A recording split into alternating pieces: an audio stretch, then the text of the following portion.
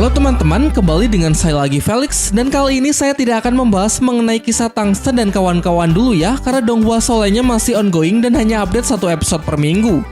Sebenarnya channel ini kemarin sudah membahasnya sampai tamat, namun sebagian cerita bersumber pada novel, sedangkan versi Donghua atau animasinya memang belum dirilis sejauh itu. Kalau kalian belum nonton, link ada di deskripsi, dan sekarang sembari kita menunggu versi animasi Soulland rilis, saya akan membahas Donghua lain yang sering banget di request di channel ini, yaitu Battle to the Heaven atau Pertempuran Melalui Surga. Benang merahnya menceritakan mengenai kisah seorang bocah bernama Xiaoyan hidup di sebuah dunia bela diri supranatural yang disebut dengan Daohi. Pada awalnya, Xiaoyan adalah putra jenius yang sangat dibanggakan oleh klannya karena terlahir dengan bakat bela diri yang luar biasa hebat. Namun suatu hari semua bakat dan kejeniusannya hilang secara misterius sehingga ia menjadi putra terlemah yang membuatnya sering dihina juga direndahkan. Dan masih menjadi misteri kemana perginya seluruh kekuatan hebat tersebut menghilang. Jadi Donghua ini akan berfokus pada kisah perjuangan Xiaoyan untuk mendapatkan pengakuan dan kebanggaannya kembali sebagai sang jenius ahli bela diri terkuat di seluruh dunia. Namun seperti biasa, sebelum kita mulai pembahasannya, saya akan memberikan peringatan spoiler warning bagi kalian yang ingin dan belum menyaksikan Donghuanya secara langsung, karena konten kali ini akan mengandung banyak spoiler. Dan baiklah, tanpa berlama-lama lagi, kalau kalian sudah siap, mari kita mulai.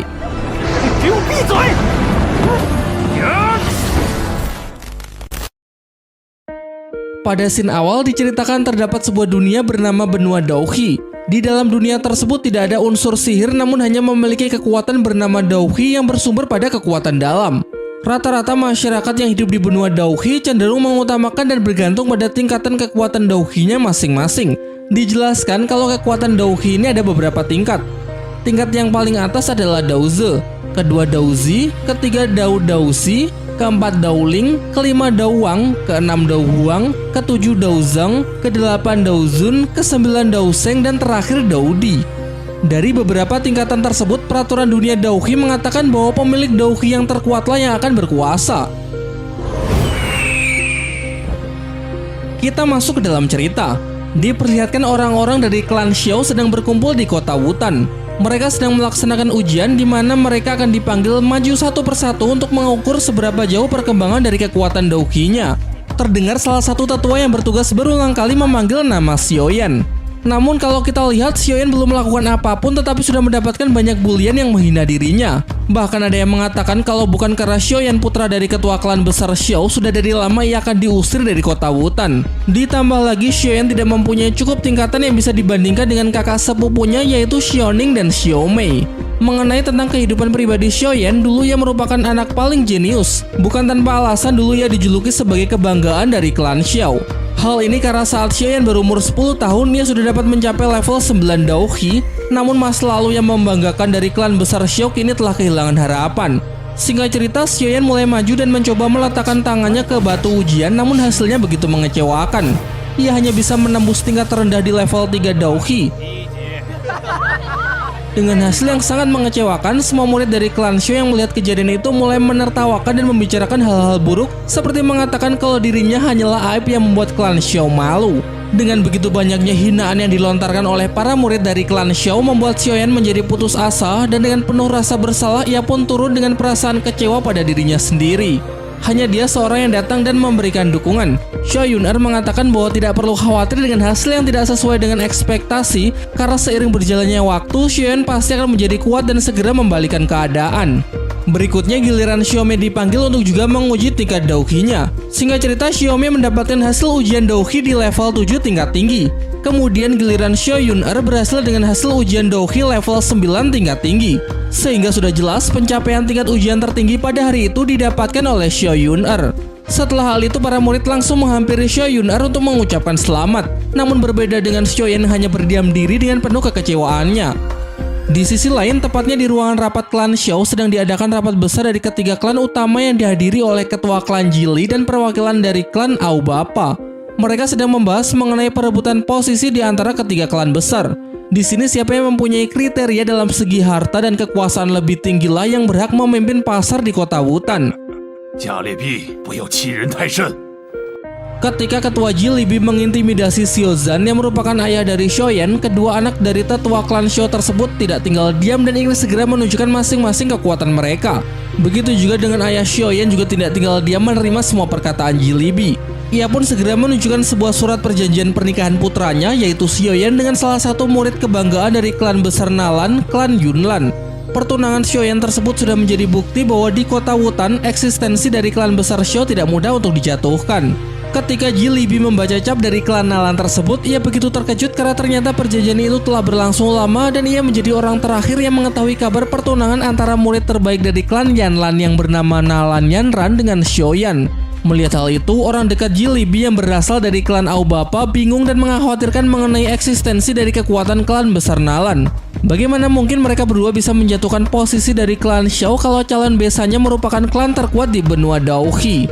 Melihat klan Aobapa khawatir mengenai tingkatan kekuasaan yang menjadi terbalik, Xiaozan berbalik memberi ucapan yang membuat Jilibi menyadari sekarang posisinya lah yang rugi besar apabila perseteruan ini tetap dilanjutkan. Dan tidak hanya dalam segi wilayah berbisnis dalam pasar di kota Wutan, apapun yang dimiliki Jilibi akan hilang tanpa sisa. Dengan rasa kekecewaan dan pasrah sebab ia tidak bisa mengambil alih wilayah kekuasaan dalam berbisnis di kota Wutan, Jilibi mengajak putranya dan klan Aobapa pergi dari ruangan rapat klan Xiao. Namun sebelum itu, tiba-tiba tanpa undangan, Nalan Yanran, murid dari klan Nalan, datang dan memecah perseteruan antara 3 klan besar tersebut. Setelah memberikan salam kedatangannya, tanpa basa-basi, Yan calon tunangan dari Xiaoyan, langsung memberikan hadiah. Namun dengan maksud lain, hadiah yang diberikan kepada Xiaozan adalah bentuk penawaran dengan maksud tersembunyi. Awalnya barang yang diberikan berupa satu kolektor pil Qi yang mempunyai fungsi untuk membantu orang yang berada di tingkat 9 Daohi dapat membentuk Qi Yuan dalam bentuk sempurna hingga 100%. Hadiah itu diberikan Yan kepada ketua Xiaozan yang membuat semua tetua dari klan Xiao begitu terkejut. Namun sebelum menerima hadiah tersebut, Yan meminta ketua klan Xiao untuk mendengar permintaannya.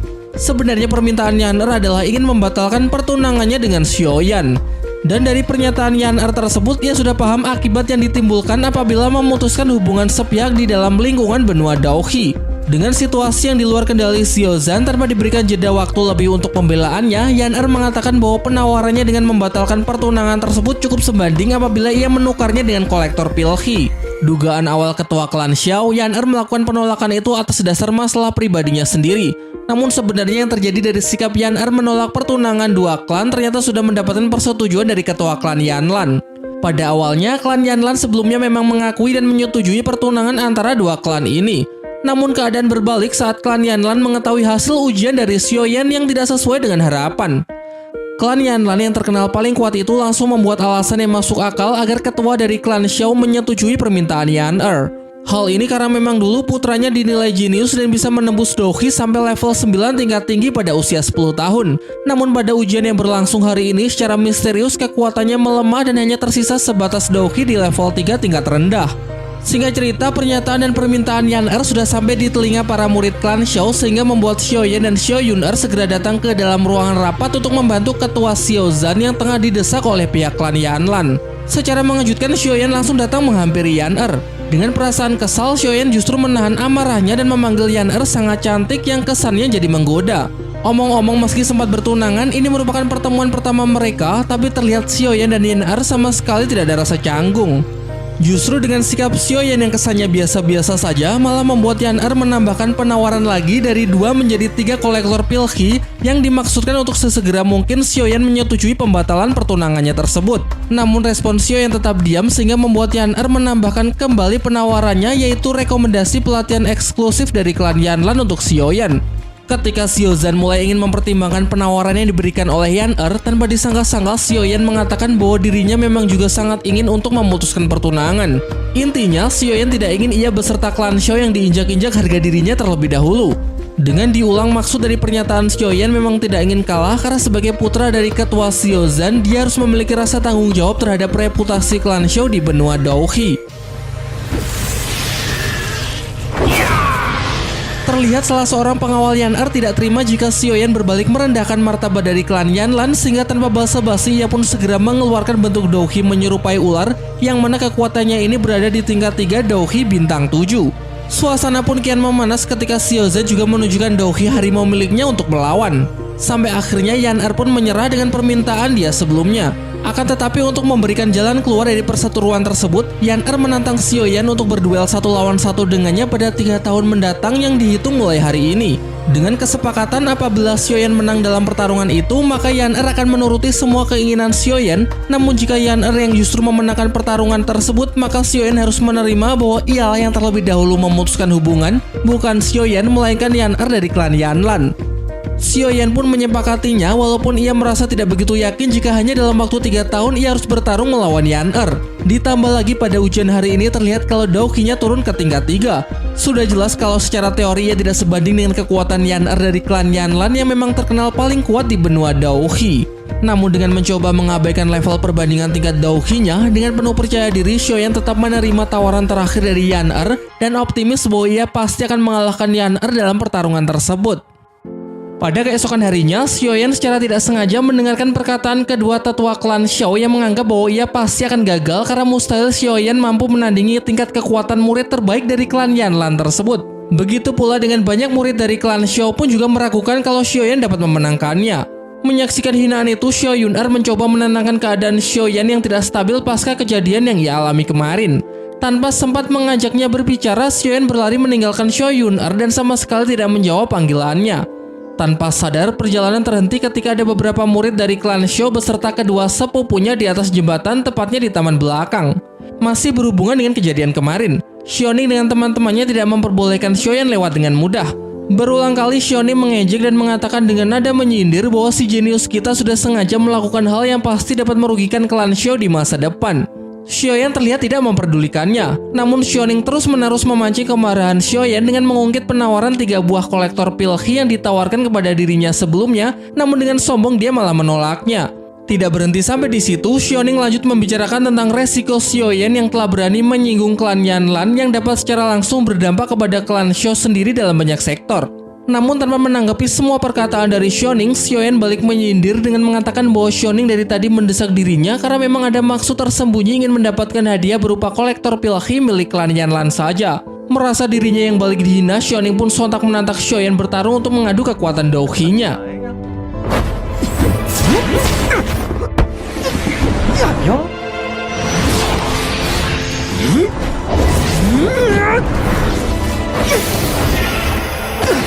Terlihat Xiaoyan yang sudah sangat kewalahan, padahal Xiaoning belum cukup serius dalam mengeluarkan seluruh kekuatannya. Tidak lama setelah itu, Xiao Yun-er datang dan mencoba memberi pengertian kepada Xiaoyan. Tanpa ada maksud mencampuri urusan di antara laki-laki, Xiao Yun-er di sana merasa gagal menghalangi Xiaoyan dalam melerai perkelahian mereka.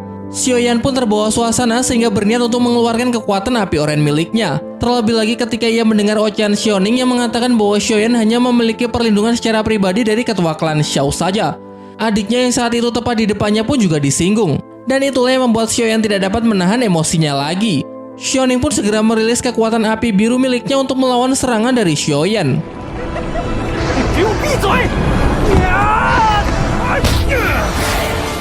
Sayangnya meski sudah berusaha, Xiaoning tetap lebih unggul yang membuatnya malah terlempar jatuh sehingga harus menahan rasa malu di depan Xiao Yun-er. Dengan penuh rasa bangga, Xiaoning dapat memenangkan perkelahian tersebut, namun ia tetap tidak berhenti untuk memancing amarah Xiaoyan. Karena sudah kelewatan, Xiao Yun-er pun mengingatkan ia agar segera menghentikan pertarungan tersebut. Ketika melihat tatapan amarah dari Xiao Yun-er, Xiaoning pun terlihat ketakutan sehingga memilih untuk menghentikan perkelahian tersebut. Karena apabila pertarungan tersebut tetap berlanjut, maka dapat dipastikan Xiaoning akan kalah, mengingat pada ujian terakhir saja Xiao Yun-er mendapatkan peringkat pertama. Sementara dengan menahan rasa malu pada dirinya sendiri, Xiaoyan akhirnya memilih pergi meninggalkan Xiao Yun-er. Scene kemudian diperlihatkan Xiaoyan yang terus berlari ke dalam hutan bambu sambil membayangkan semua kejadian buruk yang telah ia lalui kemarin. Terutama ketika ia harus menahan rasa malu akibat tingkat kekuatan Daoqi miliknya yang berkurang secara misterius hingga berada di Daoqi level 3 tingkat terendah. Dan tidak cuma itu, ia pun juga merasa bersalah kepada ayahnya karena sebagai putra dari ketua klan Xiao, ia tidak dapat menyelamatkan harga diri klan yang dipermalukan habis-habisan oleh klan Yanlan di hadapan ketua klan Xiao dan 2 klan besar lainnya. Perasaan sedihnya pun memuncak ketika Xiaoyan berhenti berlari lalu menatap batu nisan milik ibunya yang diceritakan memang sudah lebih dulu meninggal. Xiaoyan meneteskan air matanya dan meluapkan rasa penyesalannya sambil berlutut untuk meminta maaf kepada mendiang sang ibu karena ia telah begitu mengecewakan klannya. Dan ironisnya tanpa Xiaoyan sadari, ayahnya melihat ia dari kejauhan sedang menangis sendirian di depan batu nisan milik istrinya. Ayah Xiaoyan pun sangat menyayangkan kejadian tersebut dan dalam hati ia mulai membenci klan Yanlan karena semua ini berawal dari permintaan murid terbaik dari klan tersebut. Ia kemudian berjanji kepada dirinya sendiri bahwa kedepannya ia akan melakukan apapun demi membahagiakan putranya tersebut. Xin kembali memperlihatkan kesedihan Xiaoyan. Di sini ia berharap terjadi sebuah keajaiban untuk dirinya. Dan benar saja, tiba-tiba terdengar suara yang kemudian disusul dengan cahaya yang berasal dari dalam cincin di tangannya. Muncullah sesosok roh kakek misterius. Sang kakek memperlihatkan wujudnya dan memperkenalkan diri bahwa ia bernama Yalau. Ia menjanjikan kepada Xiaoyan bahwa ia rela untuk membantunya supaya Xiaoyan bisa meningkatkan kekuatan Daohi-nya. Kemudian kakek Yalau menjelaskan kembali bahwa sebelum meningkatkan kekuatan dirinya, ia harus memahami bagian terpenting dari kekuatan Daohi. Dijelaskanlah mengenai inti kekuatan. Yang pertama berada pada kekuatan diri, kedua terletak pada inti kekuatan Daohi, ketiga tingkat keterampilan yang dibagi lagi menjadi 4 tingkatan dari yang terkuat ke yang lemah yaitu tingkat Tian, tingkat Di, tingkat Xuan, dan terakhir tingkat Huang. Kakek Yalau menambahkan berdasarkan hasil pengamatannya, sebagian besar dari klan Yanlan memiliki kekuatan di tingkat ketiga yaitu Xuan level tertinggi. Kakek Yalau berjanji pada Xiaoyan bahwa ia bisa mengajarinya untuk mencapai tingkat yang lebih tinggi, tetapi Xiaoyan harus setuju untuk menjadikan ia sebagai guru spiritualnya. Namun bahkan setelah mendengar penjelasan dari kakek Yalau mengenai unsur dan beberapa urutan dari kekuatan spiritual, Xiaoyan masih merasa ragu mengenai apa yang dijanjikan oleh kakek misterius tersebut. Hal itu karena apa yang dijanjikan oleh kakek Yalau merupakan kekuatan level tingkat tinggi yang mana mustahil bisa dicapai dengan keadaan fisik Xiaoyan saat ini. Xiaoyan juga mengatakan kepada kakek Yalau bahwa semua hal yang dibicarakan sebelumnya tidak akan pernah bisa terjadi apabila belum disempurnakan oleh pil yang dibuat oleh seorang alkemis level 5. Tidak cuma itu, Xiaoyan juga mempertanyakan kredibilitas atau memang seberapa kuat kakek Yalau ini apakah bisa disandingkan dengan keahlian alkemis tingkat tinggi. Dengan penuh percaya diri, kakek Yalau pun mengatakan bahwa dirinya tidak bisa dipandang remeh. Menanggapi semua prasangka Xiaoyan, kakek Yalau menambahkan bahwa dirinya yang berwujud seorang roh pun bisa dengan mudah menandingi tingkat kekuatan yang lebih tinggi dari level 5. Karena kakek Yalau memang dulu adalah seorang alkemis yang berbakat dan tanpa kesulitan ia pun dapat mencapai tingkat tertinggi. Masih dengan penawaran awalnya, kakek Yalau kembali menawarkan dirinya untuk menjadi guru spiritual pribadi Xiaoyan, dengan tentunya tidak ada syarat apapun yang dapat memberatkan salah satu pihak. Dan selain menjadikannya sebagai guru spiritual, kakek Yalau juga berjanji bahwa ia akan membuatkan Xiaoyan pil kolektor sebanyak yang ia inginkan. Xiaoyan masih terlihat mempertimbangkan meski kakek Yalau berulang kali terus mencoba untuk meyakinkannya. Kakek Yalau kemudian menambahkan bahwa selama 3 tahun terakhir hanya inilah yang bisa kakek Yalau berikan sebagai bentuk balas budi, karena selama 3 tahun ini Xiaoyan sudah mau menjaganya di dalam cincin yang selalu ia pakai. Nah, dan dari sinilah akhirnya Xiaoyan mengetahui penyebab kekuatan spiritualnya melemah. Ternyata selama 3 tahun itulah wujud roh kakek Yalau terus menyerap Daohi miliknya hingga tersisa di level 3 tingkat terendah saja. Setelah kini Xiaoyan tahu bahwa kakek Yalau tanpa izin sudah seenaknya menyerap Daohi miliknya, dengan emosi ia pun mengeluarkan api oren berniat untuk menyerang kakek Yalau karena selama 3 tahun terakhir ini telah merusak hidupnya. Namun dengan rasa putus asa, Xiaoyan membatalkan kekuatan api orennya dan memilih pergi meninggalkan kakek Yalau. Ia pun mulai berpikir bahwa dengan level kekuatannya saat ini ia tidak akan pernah bisa mengalahkan siapapun. Melihat Xiaoyan yang begitu putus asa, kakek Yalau pun menawarkan solusi untuk mengatasi kepercayaan diri yang mulai melemah. Kakek Yalau menawarkan selama 1 tahun ini ia akan menjadi gurunya dan akan membimbing Xiaoyan untuk kembali meningkatkan kekuatan Daohi-nya. Namun Xiaoyan justru meminta waktunya dipersingkat lagi, karena selain meningkatkan Daohi miliknya, ia masih mempunyai tanggung jawab yang cukup besar untuk klan Xiao, yaitu pada 3 tahun lagi ia harus bertarung melawan murid terbaik dari klan Yanlan. Singkatnya keduanya pun sepakat. Namun dengan sifat kekanak-kanakannya, Xiaoyan menolak untuk memanggil kakek Yalau sebagai gurunya. Xiaoyan menuntut kakek Yalau agar membuktikan kemampuannya terlebih dahulu dan kalau sudah terbukti maka baru ia akan menyebut serta menghormatinya layaknya seorang guru.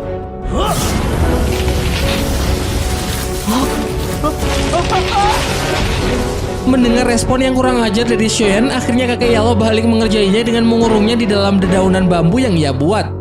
Kakek Yalau kemudian melemparkan selembar kertas yang berisi resep untuk meracik obat yang bisa digunakan dalam meningkatkan kekuatan spiritual. Beberapa bahan yang harus Xiaoyan dapatkan seperti 3 lembar daun violet orchid, 1 buah wasing flower, dan yang terakhir adalah inti dari monster berelemen kayu. 看我的吧！ Scene kemudian beralih memperlihatkan di mana terlihat Ji Libi dari klan Jili bersama putranya yang bernama Ji Liao sedang mengutuk Xiaoyan. Belum dijelaskan secara lengkap mengapa ia begitu kesal. Akan tetapi raut wajahnya tiba-tiba berubah menjadi senang saat putranya tersebut membisikkan sesuatu. Belum diketahui pasti mengenai hal apa yang dibisikkan, namun kemungkinan besar adalah rencana yang bisa menjatuhkan Xiaoyan beserta klannya. Selang beberapa waktu setelah Xiaoyan pergi, Xiao Yunar juga mendatangi makam ibunya. Tidak lama di situ Xiao Yunar kemudian berlari menghampiri Xiaoyan karena ia merasakan aura dari kekuatannya. Setelah menemukan keberadaan dari Xiaoyan yang sedang melakukan kultivasi, ia langsung menyapa dan menanyakan keadaan hati Xiaoyan. Melihat Xiaoyan yang sebelumnya menyendiri, Xiao Yunar merasa khawatir apabila ia sama sekali tidak bisa menghiburnya. Namun Xiaoyan mengatakan bahwa cukup Xiao Yunar yang berada di sisinya saja sudah membuatnya merasa tidak ada yang perlu dikhawatirkan lagi. Setelah membicarakan tentang keadaan Xiaoyan yang sebelumnya menenangkan diri, perlahan ia memberitahukan apa yang sekarang ia khawatirkan. Hal ini karena Xiaoyan tidak cukup memiliki uang untuk membeli beberapa macam obat yang sesuai dengan resep dari kakek Yalau. Dan dengan maksud inilah akhirnya Xiaoyan ingin meminjam uang milik Xiao Yunar sebesar 1000 koin untuk membeli beberapa bahan di pasar kota Wutan. Xiao Yunar pun langsung memberikan kartu emas yang berlabel klan Xiao miliknya tanpa batas limit, namun ia tidak ingin menanyakan alasan Xiaoyan meminjam uangnya. Akan tetapi Xiao Yunar memberikan syarat bahwa apabila Xiaoyan ingin pergi berbelanja dengan menggunakan kartu itu, maka ia harus diperbolehkan ikut ke pasar bersamanya. Singkat cerita, sesampainya di pasar, tanpa mereka sadari terdapat orang-orang suruhan dari klan Jili yang secara diam-diam membuntutinya. Mengetahui tujuan Xiaoyan yang ingin mencari bahan obat-obatan, Xiao Yunar pun langsung mengajaknya ke apotek terbesar di kota Wutan karena di sana pasti sangat lengkap. Tanpa berlama-lama, Xiao Yunar memberikan kartu emas miliknya kepada pelayan baru apotek tersebut, dan setelah melihat jenis kartu emas dari klan Xiao, pelayan tersebut pun mempersilahkan mereka berdua untuk segera masuk. Ketika mereka berdua masuk ke dalam apotek, tanpa disadari ada dua orang suruhan lainnya yang sedang mengawasi gerak-gerik Xiaoyan. Saat sedang di dalam apotek, pelayan itu mengatakan bahwa tokonya memiliki bahan-bahan berkualitas tinggi karena memiliki ikatan yang sangat dekat dengan rumah lelang. Pelayan itu juga menjelaskan lagi bahwa bahan-bahan seperti kristal neraka yang sangat langka di pasaran, apotek ini pun juga memilikinya. Mendengar pernyataan dari pelayan apotek, lalu kakek Yalo berbicara kepada Xiaoyan melalui cincinnya. Kakek Yalo berpesan bahwa ia sendirilah yang akan mengecek semua item sesuai permintaannya ketika Xiaoyan menyentuh bahan tersebut. Setelah memastikan kualitas dari bahan-bahan obat tersebut, mereka berdua pun kembali mencari bahan terakhir di tempat lain. Namun sebelum melewati pintu keluar, Xiao Yunar mengatakan kepada Xiaoyan bahwa ia menyadari sesuatu hal yang tidak wajar dari pelayan baru apotek tersebut. Mengabaikan kekhawatiran dari firasat Xiao Yunar, Xiaoyan justru mengatakan bahwa ia tidak menyangka nominal yang harus dibayar melebihi dugaannya, yaitu sekitar 2000 koin emas. Ketika Xiaoyan menanyakan di mana letak toko selanjutnya kepada Xiao Yunar pun menjelaskan secara detail di mana arah yang akan mereka lalui selanjutnya. Namun belum selesai menjelaskan, Xiao Yunar kembali merasa ada sesuatu yang aneh. Lalu ia melihat ke arah apotek tadi dan ternyata pelayan baru tadi sedang berbicara dengan orang dari klan Jili. Dan setelah mengetahui kejanggalan dari awal mereka memasuki area pasar, akhirnya Xiaoyan mengajak Xiao Yunar sesegera mungkin untuk meninggalkan pasar. Namun sialnya mereka justru dihadang oleh kedua bawahan klan Jili saat mereka mencoba lari dari pengawasannya. Dijelaskan lagi bahwa sebenarnya tidak ada yang perlu diawasi dari Xiaoyan. Bawahan klan Jili beranggapan bahwa ia sangat lemah dan tidak berguna, sehingga mereka jadi mempertanyakan tujuan ketua klan menyuruh mereka memata-matai Xiaoyan. Sadar bahwa tidak akan ada manfaatnya apabila terus berurusan dengan bawahan klan Jili, Xiaoyan pun mengajak Xiao Yunar berlari dengan memilih jalan lain. Setelah berusaha kabur dan bersembunyi dari pengejaran mereka, Xiaoyan memilih untuk beristirahat sebentar sambil memperhatikan keadaan sekitar ketika mereka akan menuju ke toko selanjutnya. Scene lain diperlihatkan saat putra dari ketua klan Jili sedang mengawasi keadaan pasar yang memang berada di bawah kawasan klannya. Kekesalannya teralihkan ketika Ji Liao dihampiri oleh dua prajurit untuk melaporkan bahwa mereka telah kehilangan jejak dari Xiaoyan. Kemudian prajurit yang berada di dekatnya juga memberi laporan dari hasil pengamatannya mengenai Xiaoyan yang telah membeli beberapa obat di apotek pusat sekitar 2000 koin emas. Ji Liao kemudian menanyakan tujuan membeli obat itu apakah ada hubungannya dengan beberapa alkemis yang sedang diundang oleh klan Xiao. Belum jelas apa tujuannya, sehingga untuk memastikannya Ji Liao segera memerintahkan mereka untuk kembali mencari jejak dari Xiaoyan. Di sisi lain, Xiaoyan dan Xiao Yun'er sedang diperlihatkan benda dalam Magito, sebuah kotak khusus tempat penyimpanan obat yang mana di dalamnya terdapat inti dari monster yang berguna untuk proses pemurnian. Si nenek pemilik toko itu kemudian mengatakan bahwa salah satu bahan yang berada di tokonya tersebut dapat dipastikan sangat berkualitas, walaupun benda itu berada di tingkat rendah, namun energinya dapat dirasakan dengan jelas. Akan tetapi percakapan mereka terhenti ketika Xiaoyan mendengar ada suara ledakan di luar toko, sehingga dengan segera ia berlari keluar untuk mengecek penyebabnya. Ia lalu berpesan kepada Xiao Yun'er bahwa setelah membayar bahan terakhir itu, ia harus segera pulang tanpa menunggunya. Diperlihatkan di luar banyak orang-orang yang sedang berlarian. Ia bertanya kepada penjaga di depannya tentang penyebab situasi tersebut yang tak lain ternyata adalah ulah dari dua orang klan Jili yang memiliki tujuan untuk mencegah kegiatan pasar di wilayah klan Xiao. Sebelum pergi, Xiaoyan berpesan kepada penjaga tersebut agar melaporkan kejadian ini ke penjaga yang sedang berpatroli. Setelah merusak fasilitas pasar, diperlihatkan ada dua orang penjaga klan Jili yang sedang menunggu kedatangan dari Xiaoyan. Cukup lama menunggu, salah satu dari mereka pergi ke toilet dan tidak lupa ia berpesan kepada temannya agar tidak meninggalkan tempat tersebut sampai orang dari klan Xiao mendatanginya.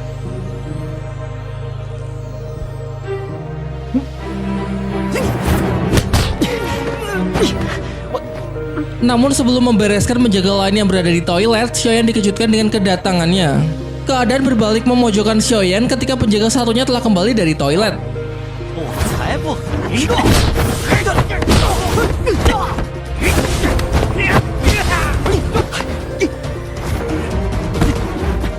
Tanpa Xiaoyan sadari, ternyata Jili Ao sedang mengamatinya dari balik tangga. Dinilai cara bertarungnya yang sangat lemah, ia mengeluarkan sedikit kekuatan untuk mengunci pergerakan Xiaoyan lalu melemparnya. Melihat Xiaoyan yang sedang terpojok, dengan cepat Xiao Yun'er menyelamatkannya dengan memanfaatkan sebuah lukisan yang ia gunakan menjadi sebuah parasut. Ketika melihat Xiao Yun'er menyelamatkan Xiaoyan, Jili Ao pun mempertanyakan alasan Xiao Yun'er mengapa mau ikut terlibat dalam masalah ini dengan menyelamatkan orang yang tidak berguna. Merasa Xiaoyan yang tidak layak di samping Xiao Yun'er, Jili Ao menegaskan bahwa hanya dirinya lah yang pantas menjadi suaminya. Hal ini karena dari segi kekuatan, hanya putra dari ketua klan Jili lah yang pantas mendapatkan Xiao Yun'er. Namun Xiao Yun'er menyela dengan mengatakan bahwa dirinya tidak akan bersedia menikah dengan orang seperti Jili Ao. Tidak lama prajuritnya melaporkan bahwa penjaga dari klan Xiao telah datang. Keadaan pun menyudutkan putra dari klan Jili, sehingga ia pun segera mengajak dua prajuritnya untuk mundur dari tempat tersebut. Setelah beranjak dari tempat Xiaoyan, diperlihatkan Jili Ao sedang melaporkan hasil dari seharian tadi mengikuti Xiaoyan di pasar kota Wutan. Ia melaporkan bahwa hubungan antara klan Yanlan dengan klan Xiao sudah benar-benar memutuskan pertunangannya. Selain itu, klan Yanlan tidak merespon apalagi mendukung klan Jili sebagai rivalnya. Jili Ao juga mengatakan bahwa ada seorang alkemis yang mendukung klan Xiao. Mengetahui hal itu, Jili Pi pun menjadi sangat khawatir, padahal sebelumnya ia sudah sangat yakin bahwa selama 3 tahun ke depan Xiaoyan tidak akan mungkin bisa mengalahkan murid dari klan Yanlan. Pada malam harinya, diperlihatkan bahwa kakek Yalo meminta Xiaoyan agar dapat mengeluarkan kekuatan Daoqi-nya. Semua proses itu dimaksudkan untuk mengubah dasar Daoqi yang diperlukan untuk mengontrol inti dari kekuatannya supaya bisa dipulihkan kembali. Setelah selesai menggabungkan bahan-bahan obat yang telah dikumpulkan Xiaoyan, selanjutnya kakek Yalo menjelaskan beberapa persyaratan sebelum mengkonsumsi cairan Lingye, obat kelas 2 untuk memperkuat kekuatan dasar. Pertama-tama memusatkan kekuatan api milik Xiaoyan terlebih dahulu yang kemudian difokuskan pada telapak tangannya. Akan tetapi usaha Xiaoyan gagal di mana ia tidak mampu menguasai inti dari kekuatan apinya. Kakek Yalo mengatakan walaupun pusat inti api miliknya masih berantakan, namun Xiaoyan sudah cukup bagus dan bisa mencapai tahap yang diarahkannya. Ketika melihat Xiaoyan cukup kehilangan tenaga, kakek Yalo meminta ia berhenti dan menyuruhnya untuk beristirahat. Belum juga menyelesaikan kalimatnya, kakek Yalo melihat Xiaoyan muntah darah karena efek dari pemusatan inti api yang memang terlihat terlalu dipaksakan. Dan setelah melihat situasi yang semakin memburuk, kakek Yalo segera membantu Xiaoyan untuk memulihkan keadaan tubuhnya dengan memberikan sedikit kekuatannya agar Xiaoyan dapat menembus Daoqi di level 4.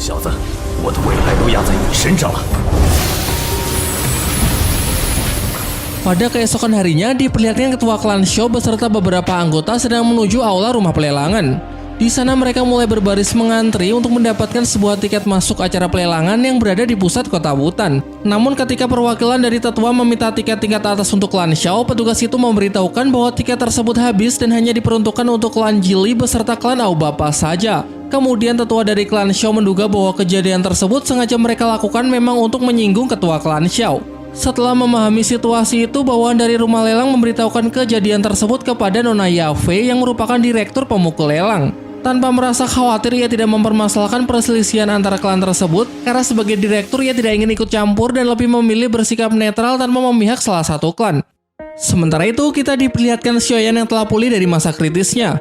Setelah kondisinya membaik, dengan puasnya ia memakan setumpuk bakpao sendirian. Kakek Yalo yang melihat kerakusan Xiaoyan pun menyuruhnya agar tidak perlu memaksakan diri untuk segera memulihkan staminanya. Sebenarnya Xiaoyan melakukan hal ini semata-mata hanya untuk mengucapkan rasa terima kasih untuk kejadian semalam, dan sebagai murid ia hanya ingin segera melakukan pelatihan di tahap berikutnya. Mendengar ocehan Xiaoyan, kakek Yalo meledeknya dengan mengatakan bahwa kemarin semalaman ia telah bekerja keras demi menyelamatkan nyawanya. Ditambah lagi di situ kakek Yalo menagih ucapan terima kasih untuk dirinya. Hal ini karena ia sudah berhasil membantu Xiaoyan untuk meningkatkan dauhinya hingga level keempat. Xiaoyan sendiri juga tidak menyangka kalau kemarin malam ia telah berhasil menempuh tingkat dauhi di level 4, dan secara tidak langsung Xiaoyan belum menyadari perubahan tingkat dari kekuatannya tersebut.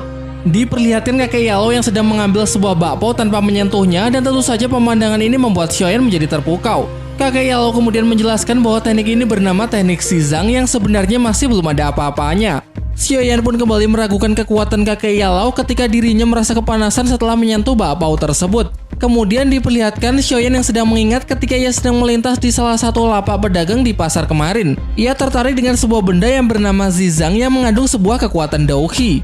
Merasa mengingat kembali janji kakek Yalo saat pertama kali bertemu dengan dirinya, ia kemudian menagih janji dan ingin memperlihatkan sebuah plat besi yang ia beli di pasar tersebut. Namun sebelum itu kakek Yalo meminta Xiaoyan untuk terlebih dahulu memanggilnya sebagai guru jika menginginkan bimbingannya. Kakek Yalo kemudian menjelaskan bahwa Shizang adalah kekuatan level rendah di tingkat Zuan, namun dengan kekuatan itu Xiaoyan dapat dengan mudahnya mengangkat batu yang memiliki berat hingga 1 ton. Selain itu, dalam penjelasannya, apabila melawan musuh, bayangkan jika Xiaoyan bisa menyerap dan mengambil darah musuh dengan kekuatan tersebut. Setelah mendengar penjelasan lengkap dari kakek Yalo, membuat Xiaoyan tertarik untuk mempelajari kekuatan Zizang dan mulai mau memanggilnya sebagai guru serta mempercayai semua teori dari ilmunya. Lalu kakek Yalo mengambil sebuah plat besi milik Xiaoyan untuk merasakan kekuatan apa yang terkandung di dalamnya. Ternyata plat besi yang dibelinya mengandung kekuatan Zizang, kemampuan telekinesis menggerakkan benda tanpa menyentuh.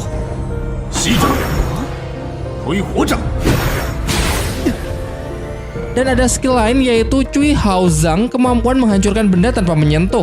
Ia berpesan kepada Xiaoyan yang sedang terlihat begitu bersemangat agar tidak tergesa-gesa untuk mempelajari semua kekuatan tersebut. Dan setelah Xiaoyan dapat menguasai kedua kekuatan itu, kakek Yalo berjanji bahwa ia akan mengajarkan kekuatan yang jauh lebih hebat. Selang beberapa waktu, Xiaoyan merasa keadaannya sudah membaik. Ia masih mengingat tentang kedua kekuatan yang diperlihatkan oleh kakek Yalo, lalu ia mencoba untuk mengeluarkan kekuatan Zizang meski ia masih gagal. Namun tiba-tiba fokusnya teralihkan ketika ia melihat keadaan bagian luar area balai pertandingan dalam keadaan yang sangat sepi. Setelah Xiaoyan memasuki area latihan, ia melihat Xiaoning dengan Xiao Yun'er sedang melakukan sparring, dan hasil dari pertarungan itu terlihat jelas bahwa Xiao Yun'er masih jauh lebih unggul.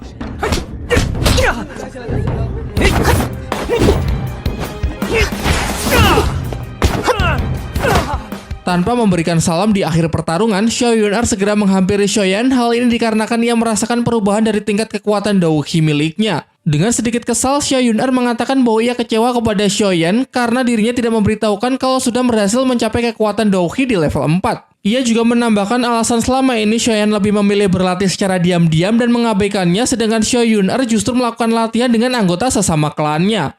Belum selesai berbicara dengan Xiao Yun'er, tiba-tiba Xiaoning menyela mereka dan mengatakan dengan tujuan apa Xiaoyan datang hingga masuk di area latihan milik klan Xiao. Namun Xiao Yun'er lah yang menjawabnya. Tidak perlu dipertanyakan alasan Xiaoyan berada di sini karena tempat latihan ini juga merupakan bagian dari fasilitas umum yang bisa digunakan oleh sesama anggota klan Xiao. Setelah melihat perkembangan dari kekuatan Xiaoyan, Xiao Yun'er menjelaskan bahwa kekuatan dauhi milik kakaknya belum cukup apabila dibandingkan dengan tingkat kekuatan milik Yan'er. Kemudian ia mengambil sebuah gulungan Sui Suzan di tingkat Huang yang menurutnya akan cocok dipelajari oleh Xiaoyan yang sudah berada di level 4 dan setara dengan kekuatannya saat ini. Xiaoyan yang merasa diperhatikan pun menyampaikan rasa terima kasihnya karena telah diberikan gulungan tersebut, dan tidak lama setelah itu Xiaoyan pun segera pergi meninggalkan tempat latihan berniat segera menuju ke tempat kakek Yalo. Ia meminta agar kakek Yalo segera mengajarkan teknik dalam gulungan Sui Suzan tersebut. Namun kakek Yalo tidak merespon permintaannya karena menurutnya gulungan Sui Suzan memiliki kualitas yang kurang bagus sehingga ia merasa tidak tertarik. Xiaoyan masih meyakinkannya dengan mengatakan bahwa gulungan itu ia dapatkan dari Xiao Yun'er sehingga mana mungkin Yun'er memberikan benda yang tidak berkualitas. Tidak lama kakek Yalo melemparkan gulungan peledak oktan tingkat Zuan. Dijelaskan bahwa meskipun gulungan oktan tingkat Zuan ini berada di tingkat Zuan yang mana berada di atas kemampuan Xiaoyan saat ini, namun hanya perlu berlatih untuk menaikkan satu level lagi, maka Xiaoyan bisa segera mempelajari gulungan tersebut. Yeah! Oh ho! Kakek Yalo berusaha meyakinkannya dan berpesan bahwa itu semua dapat Xiaoyan capai hanya dengan cara sering berlatih karena ia harus memanfaatkan waktunya sebaik mungkin supaya bisa mencapai level 5 terlebih dahulu. Scene kemudian beralih memperlihatkan keadaan Nalan Yanran, murid klan Yanlan, sedang melakukan kultivasi di ujung tebing. Yan-er dengan optimis mengatakan bahwa dalam waktu 3 tahun ke depan ia dapat memastikan bahwa Xiaoyan akan mendapatkan sebuah penghinaan yang tidak bisa dilupakan. Di hari yang sama, Xiaoyan sedang melakukan pelatihan di bawah bimbingan dari kakek Yalau. Xiaoyan berulang kali menerima sebuah serangan pukulan api dari kakek Yalau dengan tujuan agar Xiaoyan dapat terbiasa dengan serangan tersebut sehingga menjadikannya dapat menguasai kekuatan peledak oktan. Dengan cara pelatihan seperti inilah, Xiaoyan akan mendapatkan semacam kekebalan apabila suatu saat ia mendapatkan serangan yang lebih kuat dari musuhnya. Kakek Yalau kemudian mengatakan bahwa bahan obatnya tidak lama lagi akan segera habis sehingga ia meminta Xiaoyan untuk membeli lebih banyak bahan lagi sesuai dengan resep sebelumnya. Setelah selesai berlatih dengan kakek Yalau, Xiaoyan mempunyai niat untuk melelang cairan Lingye darinya di rumah pelelangan. Namun kakek Yalau berusaha untuk menghalanginya karena barang tersebut pada awalnya memang diberikan kepada Xiaoyan, akan tetapi menurut kakek Yalau, cairan Lingye belum tentu dapat diloloskan dalam kategori dapat dilelang. Dengan penuh percaya diri, Xiaoyan mengatakan bahwa kakek Yalau tidak perlu khawatir karena cairan Lingye menurutnya bisa mendapatkan harga yang sangat mahal. Singkat cerita, scene memperlihatkan Yafei yang sedang memeriksa kandungan dari cairan Lingye milik Xiaoyan. Pada awalnya Yafei menilai obat tersebut belum memenuhi standar sebagai barang berharga yang dapat dilelang, sampai akhirnya Xiaoyan meminta Yafei untuk memeriksanya secara langsung untuk kembali menilai obat miliknya. Yafei kemudian mengeluarkan cairan Lingye tersebut dan mencoba menusukkannya dengan sebuah jarum. Ternyata hasilnya dapat membuat Yafei merasa takjub karena obat tersebut selain memiliki kualitas yang masih dalam kategori obat kelas 2, kelebihan yang ditunjukkan tidak memberikan efek samping bagi penggunanya. Xiaoyan berusaha meyakinkannya kembali bahwa ia tidak akan berani menunjukkan barangnya apabila tidak memiliki nilai lebih. Ia pun meminta Yafei agar segera mengaturkan waktu yang tepat untuk melelangnya. Namun kakek Yalau menilai dari mulai cara mempersilahkan dirinya, ia merasakan ada hal yang aneh sehingga ia berpesan kepada Xiaoyan agar berhati-hati dalam menanggapi Yafei. Sementara itu, diperlihatkan 3 klan besar dan Xiaoyan sebagai tamu khusus yang menempati tempat di kalangan atas. Tanpa menunggu lama, Yafei mulai membuka acara tersebut dengan memperkenalkan barang pertama, yaitu cairan Lingye, sebuah obat legendaris. Yafei menjelaskan bahwa selain memiliki fungsi untuk memperkuat kekuatan dasar, sebagai kategori obat kelas 2 juga dapat digunakan untuk mempercepat latihan serta membantu meningkatkan kekuatan Daoki dasar penggunanya. Ia menambahkan bahwa jangan sampai melewatkan kesempatan ini apabila tertarik dengan keunggulan dari obat tersebut karena dipastikan juga dapat membuat penggunanya menjadi keturunan yang jenius. Setelah mendengar semua penjelasan itu, ketua klan Jili menyindir ketua klan Shou agar segera mengambil obat tersebut untuk Xiaoyan. Ketua klan Aobapa kemudian menanyakan kepada Yafei bahwa selain memiliki efek yang hebat, namun tidak mungkin apabila tidak memiliki sebuah efek samping bagi penggunanya. Yafei pun kemudian menjawabnya dengan menjelaskan kepada semua orang dalam ruangan tersebut bahwa obat pertama dalam pelelangan ini sudah dipastikan tidak memiliki efek samping yang dapat merugikan si pengguna dan reputasi dari klan miterlah yang menjadi jaminannya. Yafei mulai membukanya dengan harga 8.000 koin emas. Terlihat perwakilan dari berbagai klan yang tertarik mulai menawarnya dengan harga tinggi. Ketika melihat raut muka kesal dari Xiaozan, Jilibi memancingnya lagi dan menaikkan harga tawarannya menjadi 30.000 koin emas. Ketika Yafei merasa tidak ada yang ingin menaikkan tawarannya lagi, ia pun mulai menghitung mundur. Namun di hitungan ketiga, orang-orang dikejutkan oleh ketua klan Xiaoyan dengan berani menawarnya dengan harga yang sangat tinggi, yaitu 40.000 koin emas. Sontak kedua tetua klan Shou yang berada di sampingnya pun serasa tidak percaya dengan apa yang mereka dengar. Mereka memperingatkan Xiaozan agar memikirkannya kembali karena besarnya nominal dinilai hanya akan menghambur-hamburkan uang, terlebih lagi setelah ini masih ada barang utama. Namun tanpa mempermasalahkan nominalnya, Xiaozan mempertegas perkataannya kembali bahwa ia menawar cairan Lingye dengan harga 40.000 koin emas. Hal ini membuat Xiaoyan merasa terkejut mengetahui harga yang ditawarkan oleh ayahnya begitu besar. Jelas ini menunjukkan betapa pedulinya Xiaozan dengan putranya tersebut hingga membuatnya berbuat nekat.